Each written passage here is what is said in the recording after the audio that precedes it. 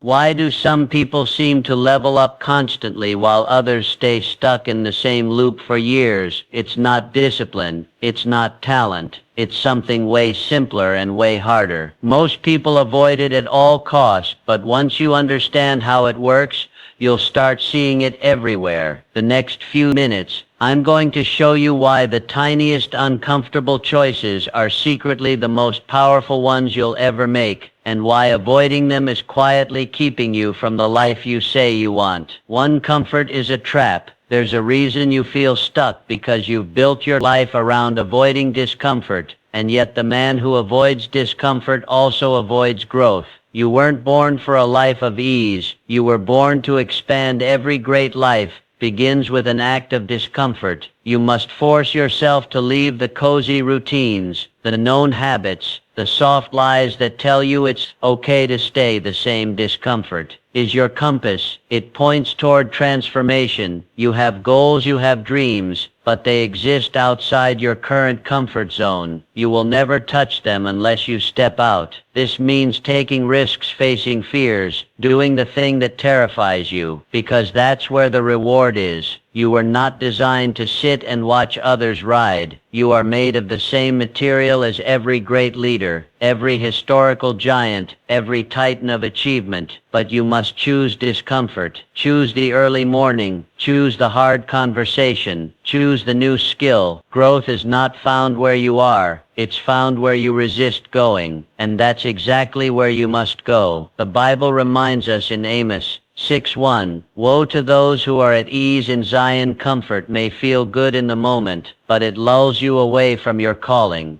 Theodore Roosevelt, the 26th President of the United States, built a life of rugged challenge. Frail as a boy, he forced himself to embrace physical discomfort, boxing, hiking, and riding, to build both body and spirit. His discomfort became the seed of greatness. Let yours do the same. 2, pain is the gateway to power. If you avoid pain, you also avoid power. That's the secret. Nobody wants to hear pain is not your enemy. It is your instructor, your sculptor, your divine blacksmith. Each time life strikes you, you are being shaped, molded, tempered, and yet we've been conditioned to shrink from the very fire that forges us. We were taught to dodge discomfort, to numb the sting, to mask the wound. But I ask you, what if the pain you dread is the very tool that builds your destiny? Think of the body of a warrior. The strength of the muscle does not come from ease. It comes from tension, from tearing, from fatigue. When muscle is placed under strain, it breaks slightly, but not to weaken. It breaks to rebuild stronger. That is not destruction. It is divine design, and life is no different. The failures that shake you, the rejection that bruises your ego, the loneliness that echoes in your soul, these are not obstacles. They are initiation. Pain is the proving ground, the battlefield where the weak retreat and the strong emerge. The world's greatest achievers did not run from discomfort. They ran toward it. They did not avoid resistance. They trained under it. Thomas Edison faced 1,000 failures before perfecting the light bulb. Helen Keller, born both blind and deaf,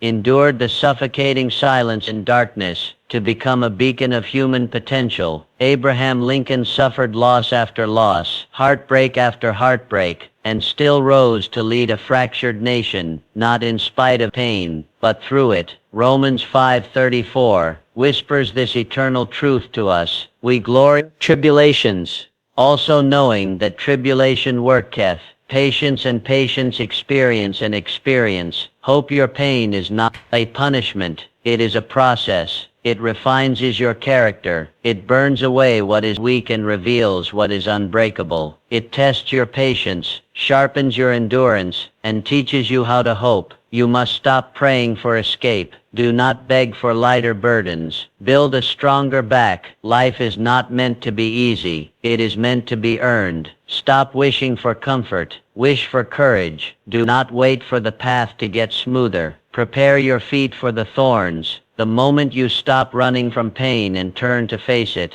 everything changes, because pain only chases cowards. but when you confront it, embrace it, endure it, you find it has no power over you. In fact, you take its power and make it your own. This is how warriors are made, not in comfort, not in silence, but in the fire. When you feel broken, know that you are being built. When you feel crushed, know that you are being crowned. Pain is the passage, not the prison. It is the corridor through which all strength must travel. So walk through it with fire in your eyes and steel in your spine. Carry your suffering like a sword, not a shack. And remember, every scar you bear is proof that you survived the strike, and every step through pain is a step toward power. Do not retreat, do not flinch. You were never meant to live a life of avoidance. You were born for the climb, the conflict, the crown. Let pain teach you, let it stretch you, let it forge you. For in your deepest suffering lies your highest strength and the glory of your true self, waiting to emerge. That is how warriors are made. That is how you will be made. 3 goals demand sacrifice. You say you want to win. What have you given up to earn? What have you laid on the altar of ambition? Every goal carries a price tag. Every dream issues an invoice. And if you are not paying that price daily in time, in effort, in comfort, then the truth is you do not want it badly enough. People love to fantasize about success, but few are willing to fund that fantasy with sacrifice, because dreams are not handed. They are traded for hours of discipline, traded for nights of solitude, traded for moments of leisure. You'll never get the man who achieves much has surrendered more. That is the unseen law of greatness. You cannot feast on distractions and expect to be fed by destiny. You cannot party like everyone, sleep like everyone, and still expect to rise like no one. Success does not emerge from convenience. It demands your full attention, your undivided commitment, your relentless endurance. You must choose. Do you want to be entertained, or do you want to be exceptional? Because you cannot have both. This path is not paved with applause. It is marked by absence. Absent from parties, from comfort, from the crowd. You will rise in early mornings and labor in quiet rooms. You will be misunderstood, ridiculed, forgotten, and still you must stay the course, because you are not living for approval. You are living for results. You are building something sacred, something that only sacrifice can buy. Luke 14:28 asks, for which of you intending to build a tower does not sit down first and count the cost? Greatness is not an accident. It is an exchange. A life of meaning is built, brick by brick, each brick paid for in energy, discipline, and delayed gratification. Sacrifice is not a lost Booker T. Washington, born into the chains of slavery. He refused to be a prisoner of circumstance. He traded his comfort for education. He walked miles just to attend a schoolhouse. He scrubbed classrooms just for a seat in them. He was mocked, ignored, pushed aside, but he counted the cost and paid it in full. And with each sacrifice, he was building a tower of influence, of purpose, of legacy. He did not ask for ease. He asked for the opportunity to earn. That is the mindset of a winner. So I ask you now, what are you willing to give up? What comfort are you willing to burn? What convenience are you willing to bury? The answer to that question does not just shape your future, it defines it. No dream is too big, but every dream is too expensive for the undisciplined. If you're not trading for it, you're not trying for it. If you're not sacrificing for it, you're not serious about it. Begin today. Start trading. Start sacrificing. Start rising. Let others waste time. You must invest it. Let others chase pleasure. You must pursue purpose. Let others sleep. You must build. Let them laugh now. If they must, your results will speak later. You were not born to blend in. You were born to break through. And every breakthrough is paid for in advance by the one who dares to give up what others cling to. So let go. Give it up. Pay the price. That is how towers are built. That is how legacies are born. That is how you win. For fear is an illusion. Fear is not real. It is a projection, a shadow cast by the unknown. It is not a presence, it is an illusion, a phantom of what might go wrong, not what is wrong. And yet this illusion holds more people hostage than failure ever will. Fear has aborted more dreams than poverty. It has destroyed more potential than rejection. It has crushed more destinies than criticism. Why? Because people believe the lie. They believe that fear is a wall, when in truth it is a doorway. Fear shows up right before your breakthrough. It is not a warning to turn back. It is a signal to press forward, because every victory, every promotion, every breakthrough you will ever experience will be preceded by a confrontation with fear. The fear of not being good enough, the fear of being laughed at, the fear of failing publicly. But these fears are not evidence of weakness. They are proof that you are on the threshold of something significant, something that matters, something worth fighting for. So what must you do when fear arrives? You show up louder, louder in your belief, louder in your movement, louder in your action. You move anyway. You do not negotiate with fear. You do not wait for it to vanish, because it won't. Fear is a loyal companion to those who dream big. So let it ride in the back seat, but never hand it the wheel. March with it beside you, if you must, but do not ever bow to it. You are not given a spirit of fear. That is not your inheritance. 2 Timothy 1:7 declares, with divine certainty, for God hath not given us the spirit of fear, but of power, and of love, and of a sound mind. Fear is not your portion. Power is courage, is clarity, is God has already equipped you with everything you need to face the darkness and win. All you must do is trust the power He placed in you. Fear is the enemy of destiny. It doesn't come to wound you. It comes to rob you of progress, rob you of peace, rob you of purpose. If you bow to fear, you lose everything. But if you rise in the face of it, if you defy it, you gain everything. Because courage isn't the absence of fear. Courage is movement in the face of it. It is defiance with your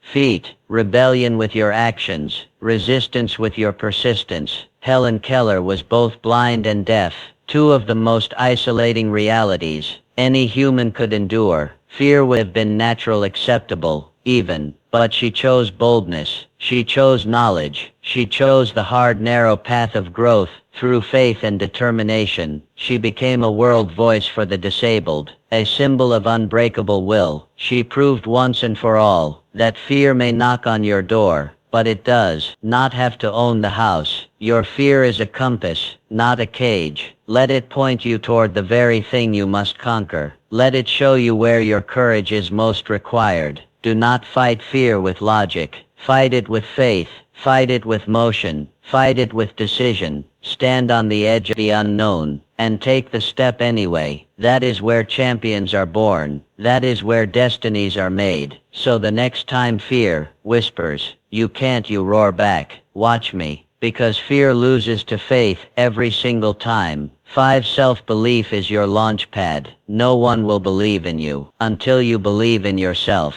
And that's not arrogance, it's alignment. The first person who must endorse your vision is the one staring back at you in the mirror. Before the world can support you, applaud you, follow you, or fund you, you must decide that you are worthy of that support. You must align your thoughts, your speech, your actions with the future you claim to desire, because belief is the first builder of all success. Proverbs 12:1 speaks with striking clarity. Whoever loves discipline loves knowledge, but he who hates reproof is stupid. The Bible doesn't soften the truth. It strikes with it. Discipline is not only wisdom, it is the gateway to wisdom. A lack of it leads not just to failure, but to stagnation. When you learn to love structure, to embrace correction, to find purpose in repetition, you walk into strength. True discipline is not a punishment for failure. It is the preventative medicine that keeps you strong enough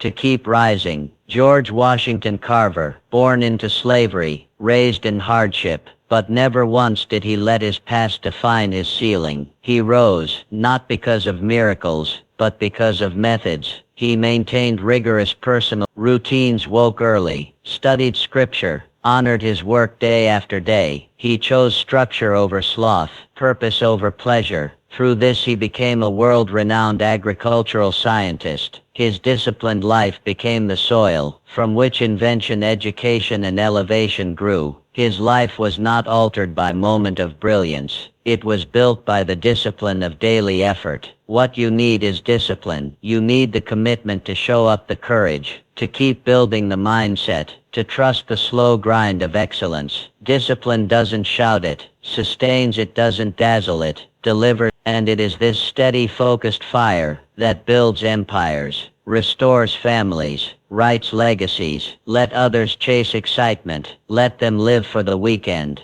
You are here to build a life, and discipline is the tool that makes it possible. Envy is a distraction. Envy is subtle, dangerous, and corrosive. It doesn't shout, it whispers. It doesn't challenge your strength. It drains it. It creeps in silently and convinces you that someone else's success somehow diminishes your worth, that if they're winning you must be losing, that their spotlight means your shadow. But the truth is, envy is never about them. It's always about you, about the distance between where you are and where you think you should be. It's a symptom of disconnection from your purpose, your path, your power. You must train your mind to celebrate what you once resented. When you see someone rise, rejoice. When someone wins, learn. Let success sharpen your vision, not sour your spirit. Your breakthrough begins when you stop comparing and start preparing, when you no longer compete,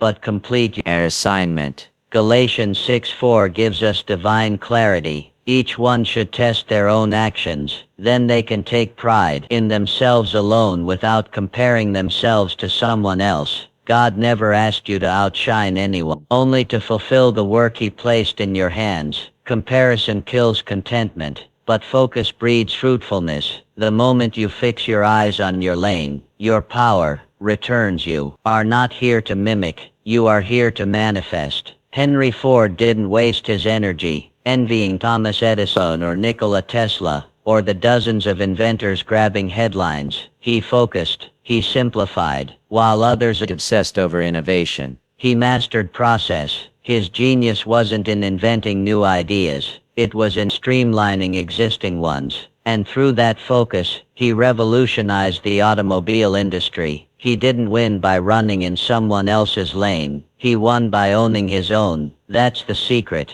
You cannot win in a race you were never called to run. And there is no finish line in someone else's lane. Your timeline is yours. Your gifts are yours. Your journey is sacred and tailor-made. So stop glancing sideways every time you do. You lose second steps and strength. Turn your gaze inward. Work your assignment. Build your sharpen your tools. Because the moment you stop competing, everything changes. Peace returns. Joy expands, momentum multiplies when you no longer crave their life. You unlock the fullness of your own. Envy is a thief dressed in subtlety. Don't let it rob you. Kill it with celebration. Starve it with gratitude. Drown it with focus and remind yourself daily, their win is not your loss. It's just confirmation that victory is possible. And when it's your time, your victory will be just as real, just as earned, just as divinely appointed. Focus, finish, flourish. 8. Proximity shapes your potential. You become like the people you spend the most time with. Their words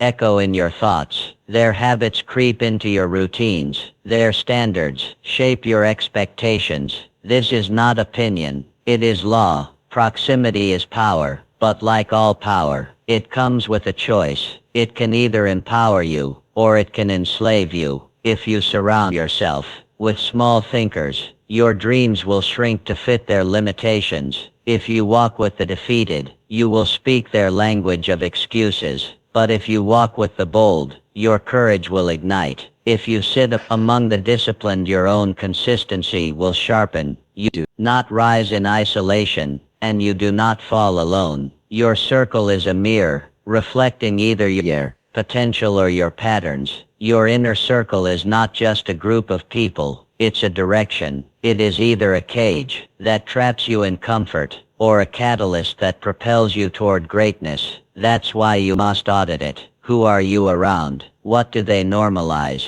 Do they challenge your coddle your mediocrity? Do they hold you to a higher standard, or help you justify staying the same? Proverbs 13:20 lays it bare. Walk with the wise, and become wise, for a companion of fools suffers harm. Wisdom is contagious, but so is foolishness. There is no neutral environment. Your surroundings are always working on you, either pulling you forward or dragging you backward. This is why your relationships are not just social, they're strategic. Your circle is shaping your future. Andrew Carnegie, one of the wealthiest men of the early 20th century, understood this truth. Though born poor, he built a financial empire that reshaped industry. But Mr. Carnegie didn't rise alone. He formed a mastermind group, a close-knit circle of thinkers, builders and visionaries, men who challenged his ideas, sharpened his plans, and expanded his horizon. He credited much of his fortune to the collective mind of that circle. His wealth was a byproduct of proximity, not just to people, but to purpose. Look around.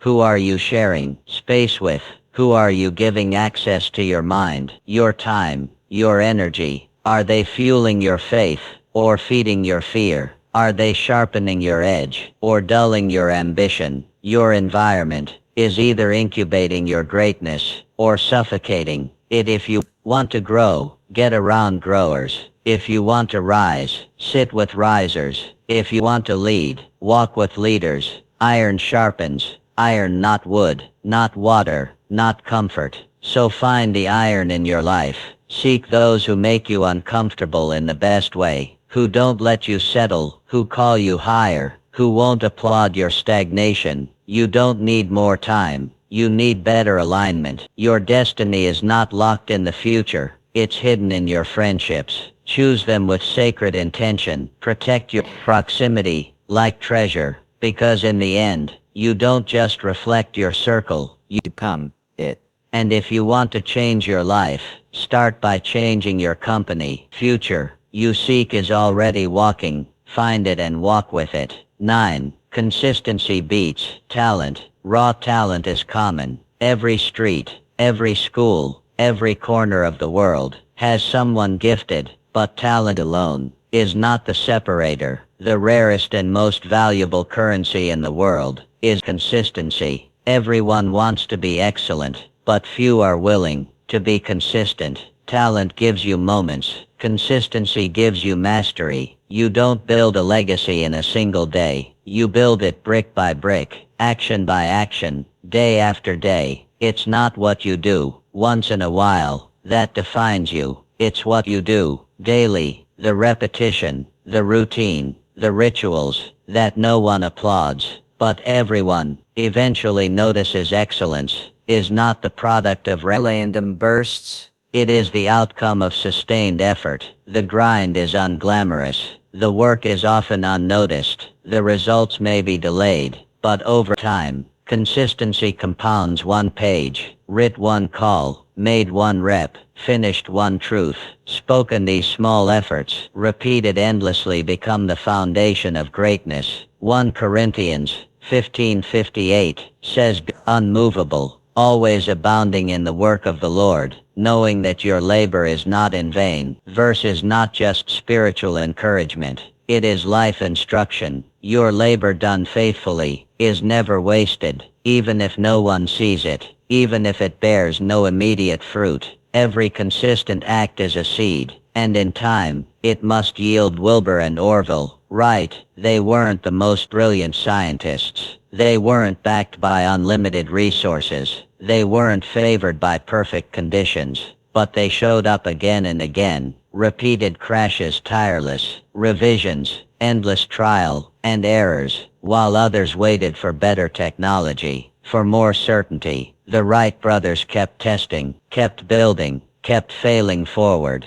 Their genius wasn't in brilliance, it was in persistence. And eventually the sky opened. Flight became real. History was changed. That is the power of consistency. You don't need the perfect plan. You need the perfect habit. You don't need to do everything at once. You need to do something every day. The man who keeps going long after it's boring is the man who wins. Because while others grow tired, he grows trained. While others seek motivation, he trusts moment. Your dream is not asking for intensity. It's asking for reliability. Can you show up when no one claps? Can you repeat the action when the emotion fades? Can you still write when inspiration sleeps? That's where greatness is forged, not in lightning strikes, but in steady rain. So make your consistency your weapon. Build rituals that reinforce your purpose. Make excellence a system, not a mood. Let your discipline outlast your doubt,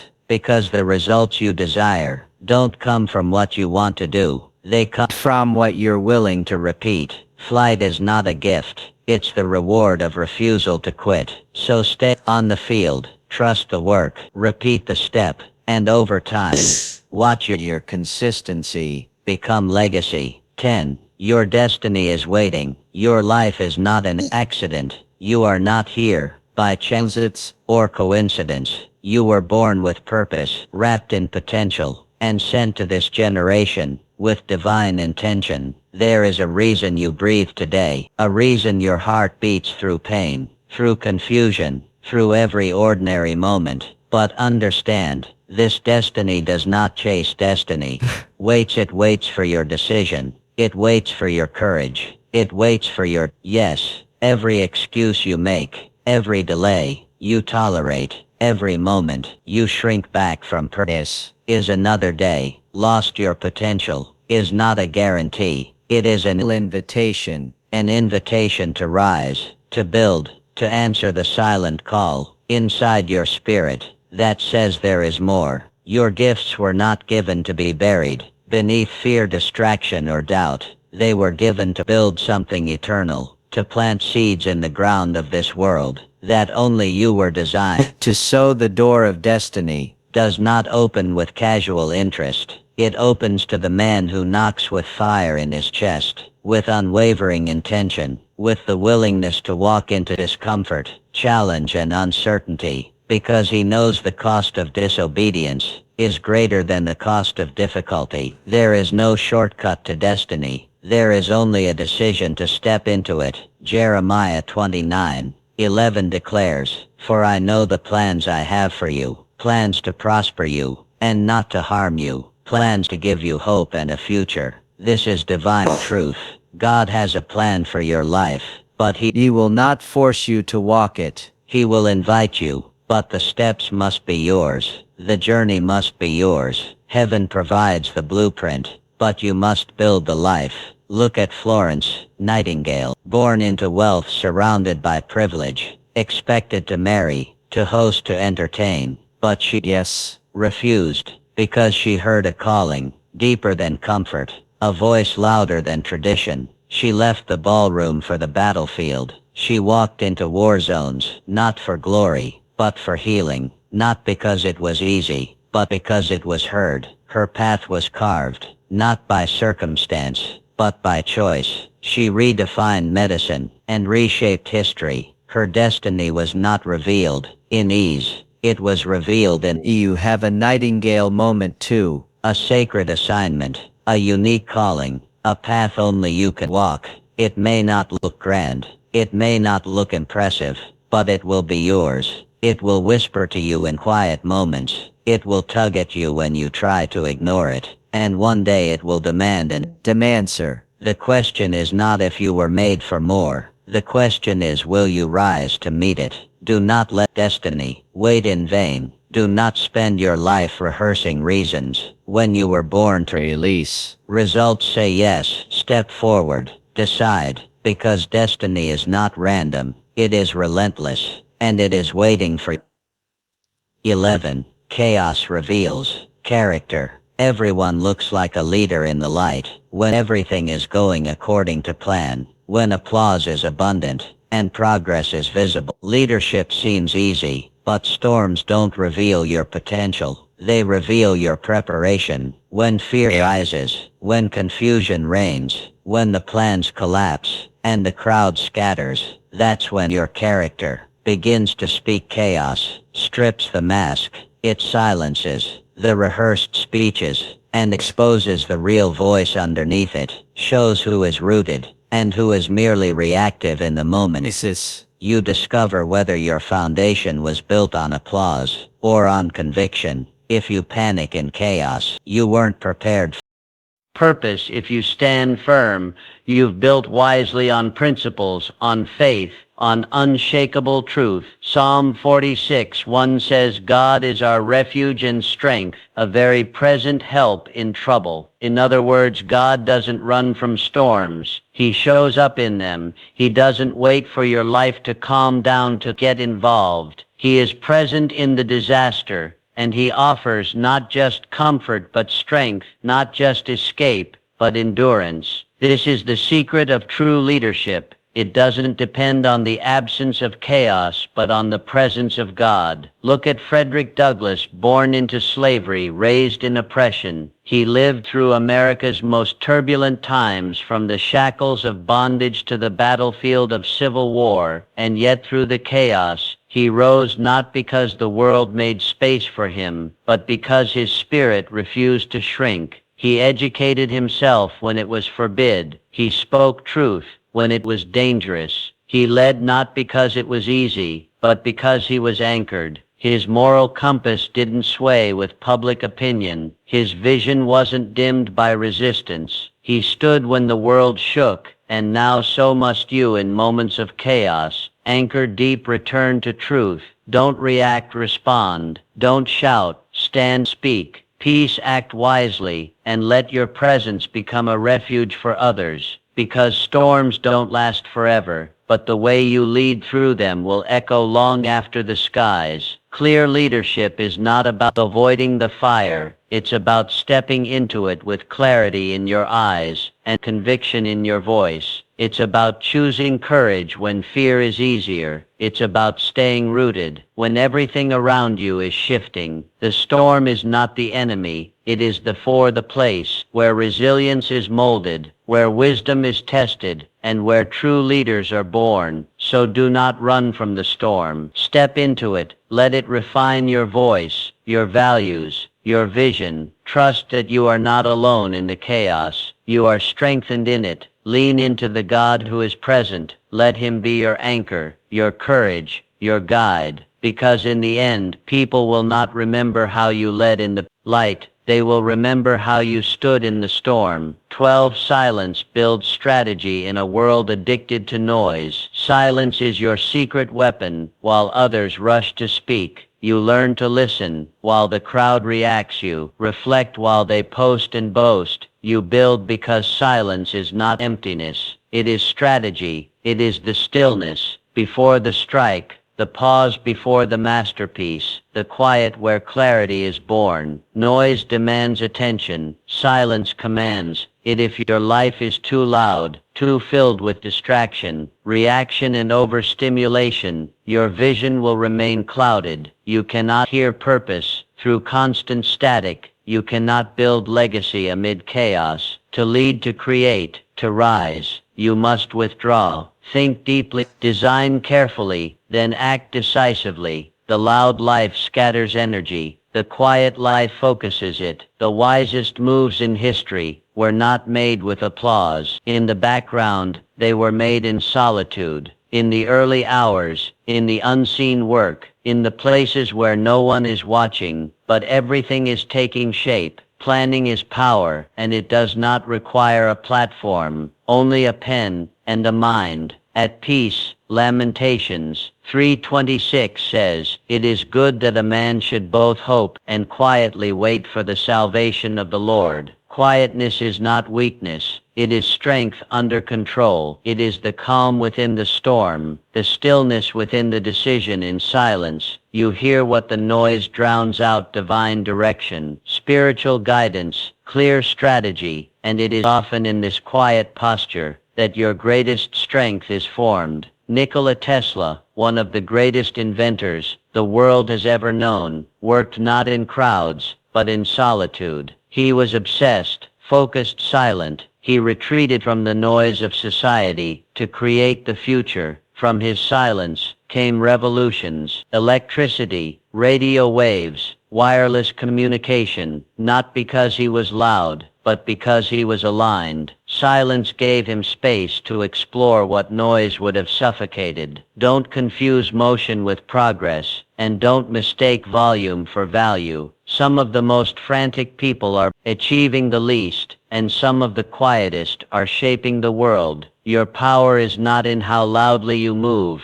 but in how deliberately you act. The greatest empires weren't built in chaos. They were built in planning, in strategy, in moments of quiet execution that no one clapped for until the result spoke louder than any speech. So embrace silence, use it, protect it. In a culture obsessed with broadcasting every move, choose to master the pause. Think before you speak, plan before you act, build before you brag, and when your time comes, let your results make the noise. Silence is not hiding, it is sharpening. It is not withdrawal, it is warfare. Because when you step out of quiet, you do so with clarity, with conviction, with command. That is the kind of strength that moves mountains, not through shouting, but through strategy. The world doesn't need more noise. It needs more depth, more clarity, more vision, and those things are only found in silence. So build your empire there in the quiet, and let the echo of your work speak when the world is finally ready to listen. 13. Identity drives outcome. You will never rise above how you see yourself,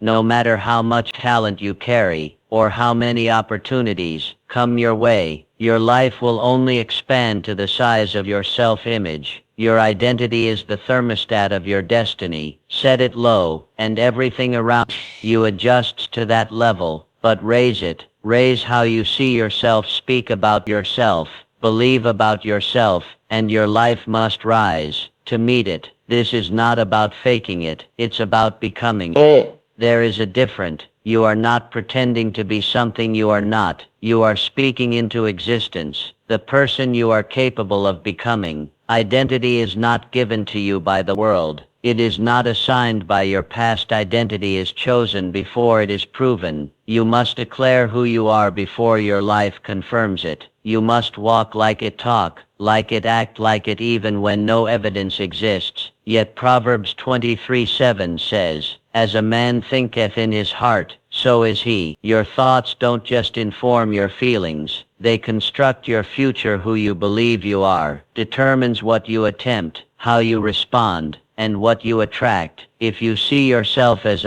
unworthy, you will sabotage success. If you see yourself as destined, you will endure difficulty with purpose. Harriet Tubman was born into chains, raised in slavery, and surrounded by oppression, but she never saw herself as a slave. Deep in her soul, she believed she was meant to lead, to break chains, not wear them, and because she believed it, she acted on it. She escaped captivity, then returned again and again to lead others to freedom, not because it was easy, but because her identity had already shifted. She wasn't walking as a former slave, she was walking as a liberator. Her vision of herself shaped her legacy and echoes through generations. You must do the same. Your current circumstances are not the final chapter. They are not your ceiling. They are your testing ground. But to rise above them, you must first rise within. You must change the way you see yourself,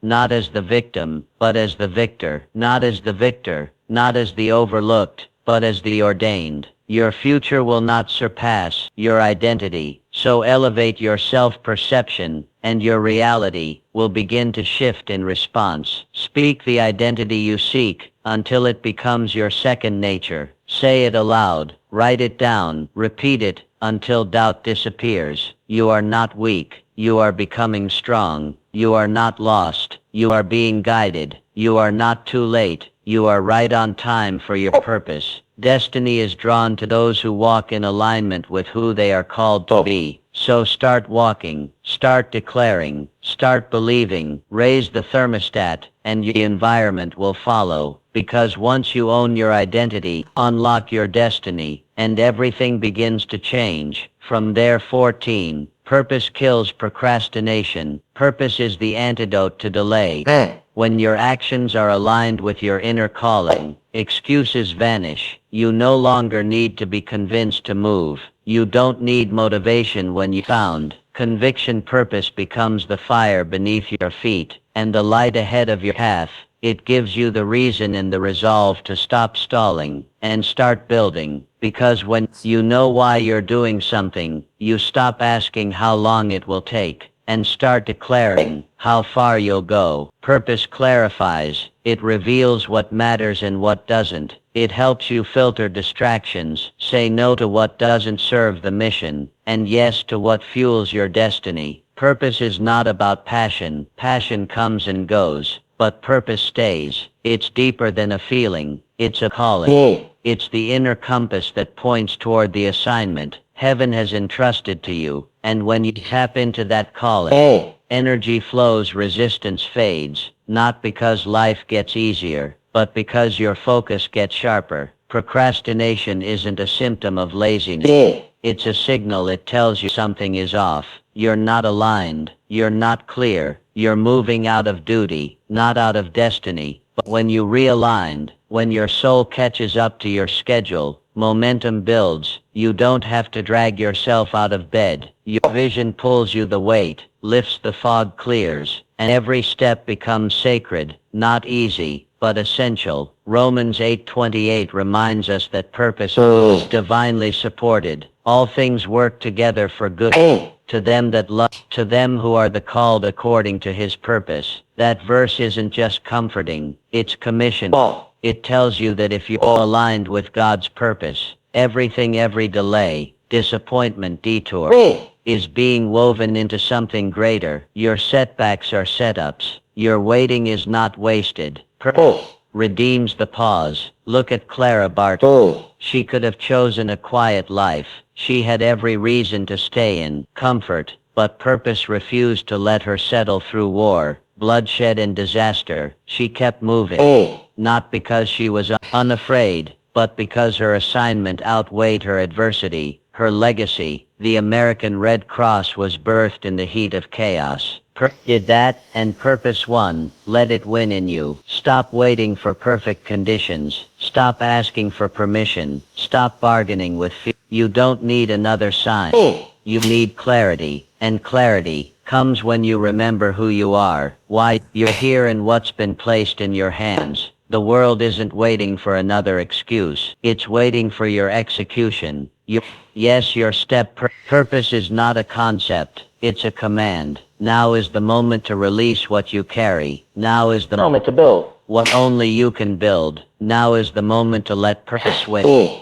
15. Boredom is a sign of breakthrough. Boredom isn't the enemy. It's the testing ground of mastery. It's not the moments of excitement that shape you. It's the hours of unseen, lullabrated repetition. It's the early mornings, when no one is watching, the long stretches, where nothing seems to change, the silence. After effort, that's where legends are forged. Most people misread boredom as a sign to quit, but in truth it's a sign you're close. The ones who rise above the rest are the ones who refuse to flinch in the face of monotony. When the thrill fades, when progress stalls, when repetition numbs, what you do next defines your future. These aren't the moments to search for a new path. They're the moments to deepen your commitment to keep showing up, to keep moving forward, one dull step at a time. Because every time you endure boredom, you build grit, and grit builds greatness. The journey to mastery is paved with mundane days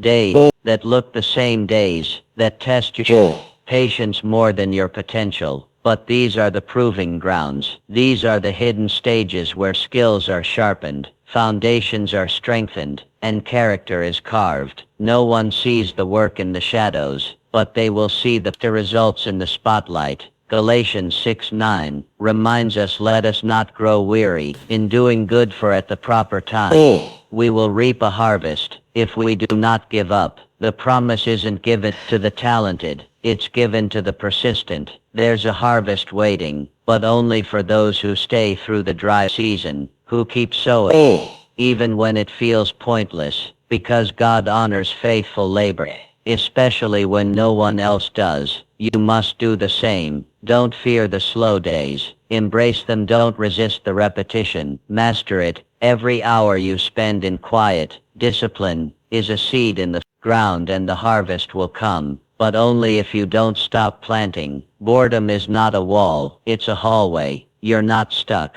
You're passing through. Keep walking, keep working. Your pace may be slow, but your progress is real, and every step you take in the dull moments is shaping a future that will dazzle the world. Don't wait for excitement to return. Bring excellence to the mundane. That's where masters are made. That's where you are made.